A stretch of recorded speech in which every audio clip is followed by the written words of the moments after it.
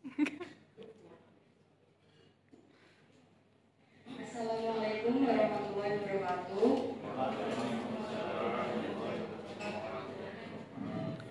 Kepada yang terhormat Bapak Aristiono selaku dosen mata kuliah strategi dan teknik kebudayaan serta teman-teman kelas E yang saya banggakan.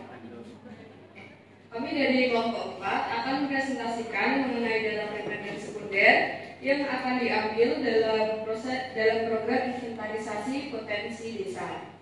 Sebelumnya kami akan memperkenalkan anggota kelompok kami terlebih dahulu. Yang pertama ada saya sendiri yaitu Ines Erwinca sebagai moderator. Yang kedua ada Mbak Siti Karmila Sopalatu sebagai juru bicara dan Mbak Elvina Rizky sebagai juru kamera. Baik, selanjutnya langsung kita mulai saja presentasinya kepada Mbak Siti Karmila. Saya bersilakan.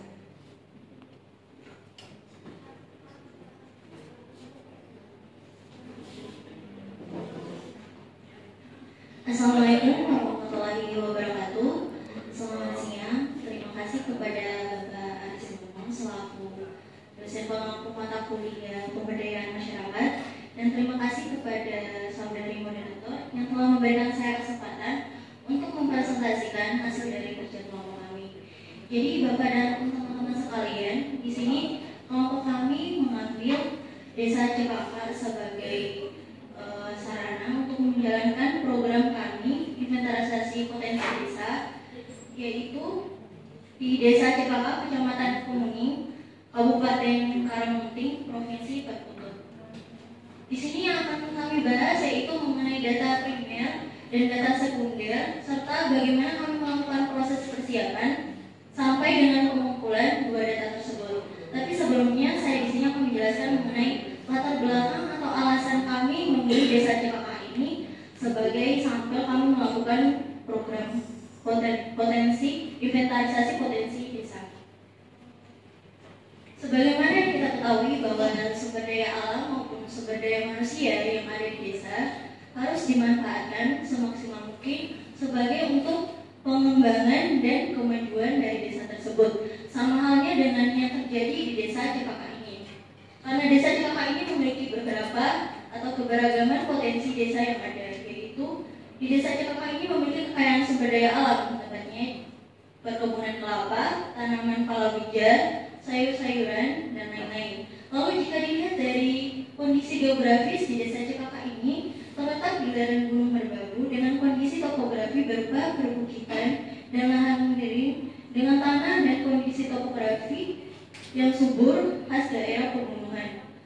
Lalu jika dilihat dari ketersediaan airnya, ketersediaan air yang ada di Desa Cekakak ini terbilang cukup sepanjang tahun karena memiliki sumber mata air alami di beberapa dusun. Dan daerah ini termasuk daerah tangkapan hujan dari Gunung Merbabu dengan total penduduk dari data yang ada yaitu pada bulan September 2025 berjumlah 7.065 jiwa. Selain sumber daya alam yang mumpuni di desa ini, Desa Cekakak juga memiliki sumber daya manusia dan sumber daya lainnya, yaitu dari segi sosial, dari keberagaman budayanya, menjadikan desa ini sangat potensi untuk dilakukan inventarisasi optimal di desa tersebut. Tetapi karena terkendala kurangnya data dan informasi yang terinventarisasi secara sistematis mengakibatkan sulitnya implementasi program pembangunan di desa ini yang berguna untuk kemajuan perekonomian masyarakat. Lalu tujuan dari kami melakukan kegiatan inventarisasi ini yaitu ada 5 tujuan.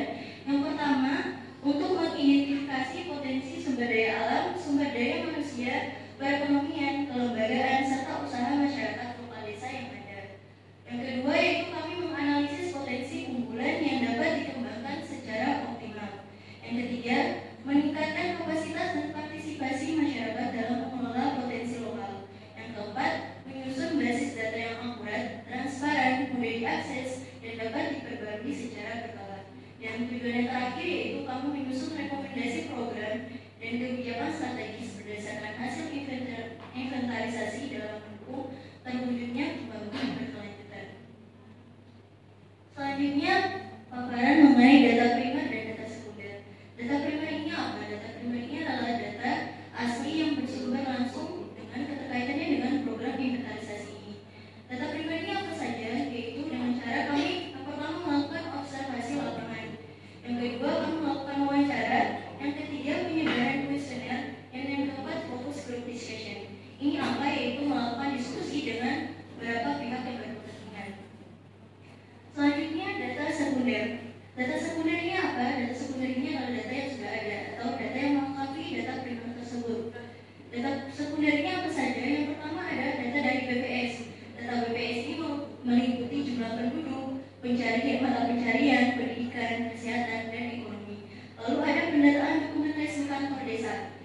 yaitu berupa profil desa, RPJMDes, RKPDes, data kependudukan, dan sebagainya. Lalu ada pendataan dari kecamatan, dan selanjutnya ada data dari dinas terkait, lalu ada dari BUMDes atau koperasi desa. Setelah dua data tersebut, yang kegiatan yang harus dilakukan yaitu adalah persiapan pengumpulan data. Di sini ada beberapa kegiatan. Yang pertama adalah pembentukan tim inventarisasi dan pembagian tugas. Yang kedua ada penyusunan rencana kerja. Penyusunan rencana kerja ini meliputi jadwal kegiatan lengkap yang akan kami lakukan. Lalu yang ketiga ada penentuan dan penyusunan metodologi, yaitu metode apa yang akan kami pakai dalam pengelolaan dua data tersebut. Lalu yang ketiga ada penentuan dan yang keempat ada kerjasama dengan pihak desa. Lalu yang terakhir ada sosialisasi masyarakat. Setelah kegiatan persiapan dilakukan, mulai kegiatan pengumpulan data. Yang pertama kami melakukan survei lapangan, yaitu dengan cara mendatangi dan mengamati lokasi-lokasi yang berpotensi untuk menganalisis kondisi lahan dan masalah yang tampak secara visual. Lalu yang kedua kami melakukan wawancara dengan tokoh masyarakat, petani, pelaku usaha, dan pihak yang terkait. Lalu yang ketiga pengisian kuesioner. Pengisian kuesioner ini dengan menyebarkan pertanyaan yang berkaitan dengan mata pencarian, tingkat pendidikan atau keterampilan, aset yang dimiliki, kebutuhan bantuan atau pemberdayaan. Lalu yang tadi ada focus group discussion. Yang terakhir ada dokumentasi. Dari dokumentasi itu lalu menghimpun dokumen resmi dari pemerintah desa, kecamatan, BPS, serta sumber-sumber yang menentukan.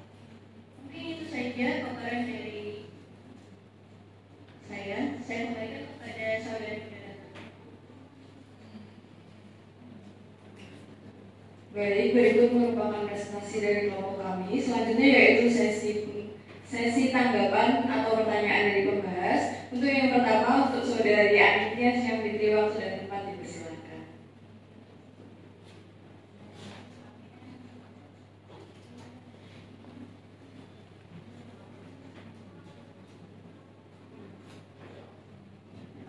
Baiklah, saya mau bertanya pada bagian tahap persiapan pengumpulan data.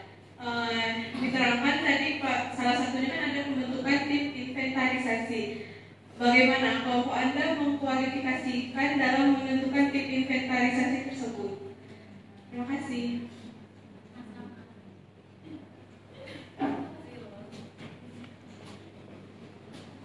Baik, untuk selanjutnya yaitu kepada saudari Mbak Farila Budi, waktu dan tempat dipersilakan.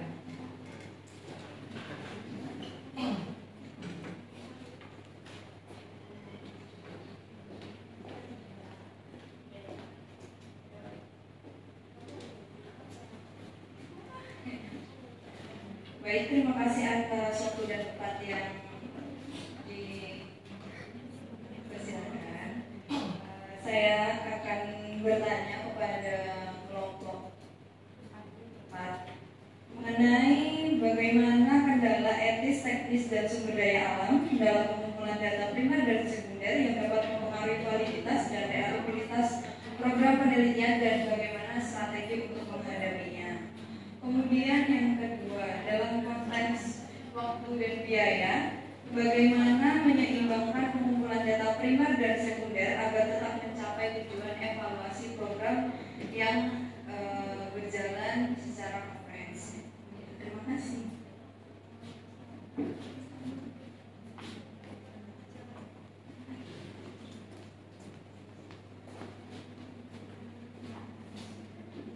Baik, terima kasih kepada para pembahas. Untuk berikutnya, izinkan kami untuk melakukan diskusi terlebih dahulu untuk menjawab pertanyaan-pertanyaannya.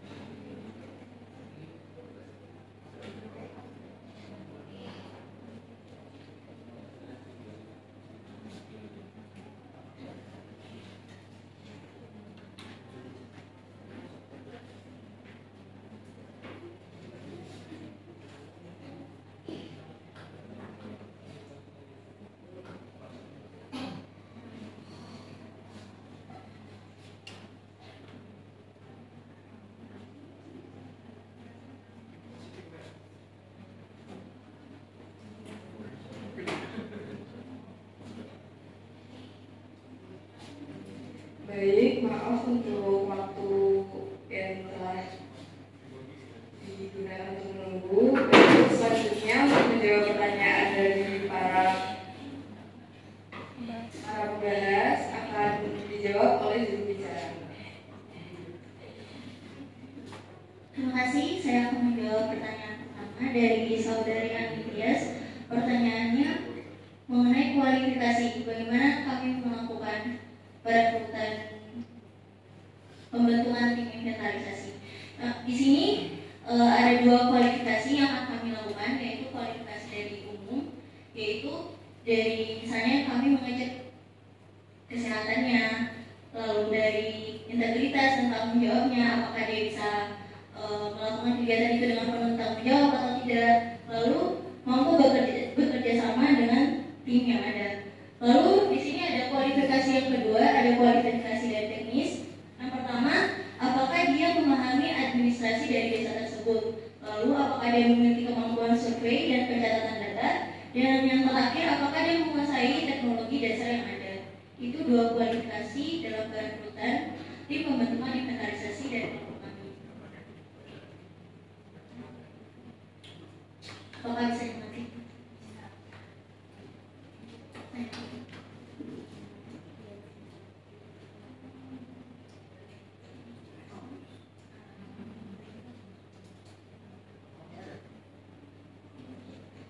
Untuk yang pertanyaan kedua dari Mbak Fadila Budi, di sini mengenai kendala dan strategi dari pengumpulan data primer dan data sekunder tersebut.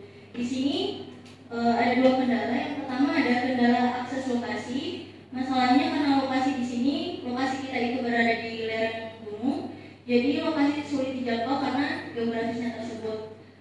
Strateginya yaitu dengan apa? Yang pertama, kami melakukan riset awal lokasi dengan bantuan peta, satelit atau informasi dari penduduk lokal. Yang kedua, kami gunakan alat transportasi yang sesuai.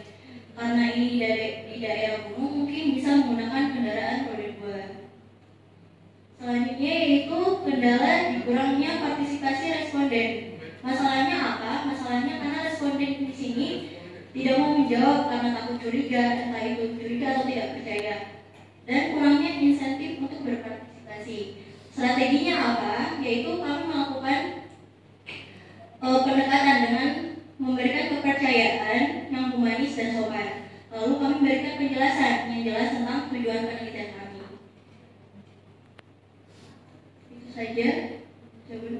Oh iya, itu pertanyaan yang pertama ya. Pertanyaan yang kedua terkait biaya. Keseimbangan biaya. Keseimbangan waktu dan biaya antara dua data primer maupun sekunder tersebut. Menurut kelompok kami, yang paling banyak memakan waktu dan biaya itu dalam pengumpulan atau perolehan data primer. Kalau data sekunder tadi kan itu data yang sudah ada sebelumnya, entah itu didapatkan dari BPS maupun di kantor kecamatan maupun kantor desa. Nah, kalau sedangkan data primer ini, kami harus melakukan kegiatan dengan turun survei langsung ke lapangan. Nah, itu yang memakan waktu dan biaya.